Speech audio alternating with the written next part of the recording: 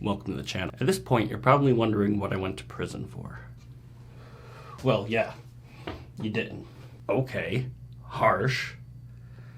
Anyways, you know, when you're growing up and your parent comes home from work and they start talking about your day and then they start talking about theirs. And it's mostly just boring stories. Well, my father was definitely not a correctional officer in New York State, and he never told me any stories when he came home from work. Please don't tell my dad. And the first one's exciting. We'll call this one the stab story. And it entails exactly what you think it's going to. So this happened before I was born. If I had to guess a time frame, it was the late 80s. This is some women's prison right outside of New York City. Don't you think that you should describe your dad before telling any of these stories? Yeah, probably. Why is everything you're saying so mean today?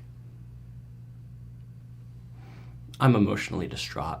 My dad is an average-sized dude. He's a little bit shorter than me. He's 5'8", 200-something pounds. Not because he's fat. He's just a really big dude. Very burly. Backwoods redneck kind of guy. He liked to fight, and he fought often. Mostly bar fights. He's just kind of a badass kind of dude, and kind of my idol. So let's get back to the story. Late 80s, southern New York. My dad was the type of correctional officer where all the inmates knew his name. They either loved him or hated him. The lady that pertains to this story was this giant, 6'4", 300-something pound African-American lady. Just a big girl. As soon as my dad would walk in her wing every single day, as soon as he stepped foot in the building, you would hear her calling down the hall, "Mr. Cynical." Really creepy-like. Because every day, as soon as my dad walked into the wing, she was always a model inmate, and this is the late 80s. He would roll her a cigarette, give her a cigarette so she could smoke it in her cell. Another fun fact about this girl is she was always naked. She refused to wear her clothes, and they would have to restrain her all the time to put clothes back on her. So this particular day, she calls, "Mr. Cynical." My dad starts walking down the hall. He's walking down the hall, rolling a cigarette, getting ready to give her to her. When he gets to the cell, she's naked. He says her name and says, "Hey, put on your clothes, and I'll give you a cigarette." And she started getting feisty about it. Another CO came over so that my dad could go in there and put on her clothes. As soon as he steps in the cell, she shanks him. Now my dad has a stick in his side, a literal stick, and he's quite mad. Let's just say she wasn't happy she stabbed him. Story number 2. We'll call this one fire extinguisher. So as my dad got toward the later years of his career, he moved back to a prison in upstate New York, where he is from, and so he knew a lot of other COs from childhood. This was a minimum security prison.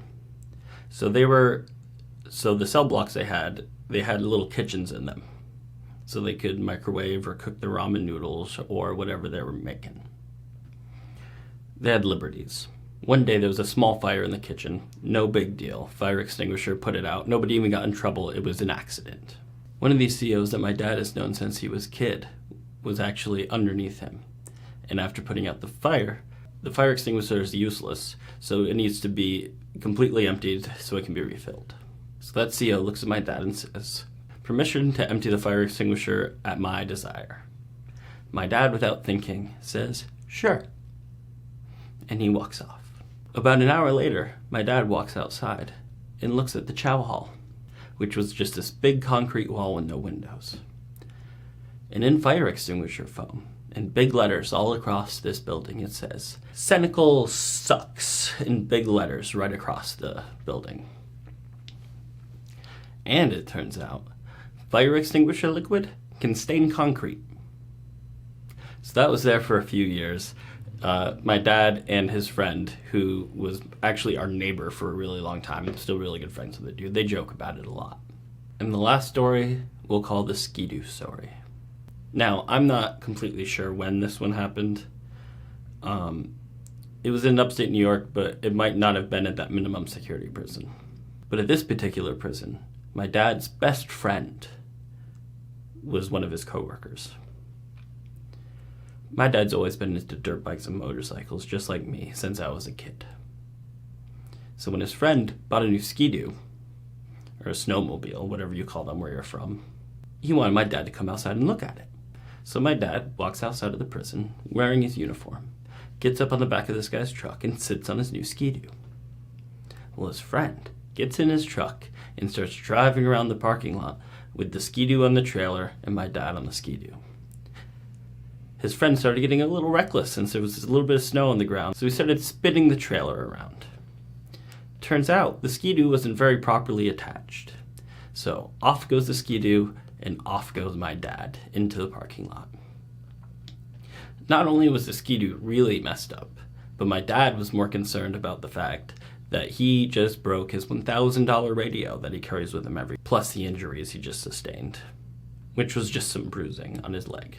So my dad, now a little bit scuffed up, walks back into the prison without making much of a scene, walks to the top of a stairwell that he knew didn't have a security camera, threw the broken radio down the stairs, and then walked down the stairs and called for help. My dad then convinced everybody that he had fallen down the stairs, and that's how his radio broke. Thanks for sitting through these stories, guys. I really appreciate it. I've been hitting a dry spell lately. I've been trying to fix my lighting. I hope this is getting a little bit better. It's not too bright. I don't really know what I'm doing. I'm running out of ideas. This is hard. I love doing this, but while I'm working my day job at the same time, it's really draining to work all day and then come home and work all day. Plus doing Danny Mullen vids in between. But I'm going to keep going because I love you guys, so thank you for watching these videos. And until next time,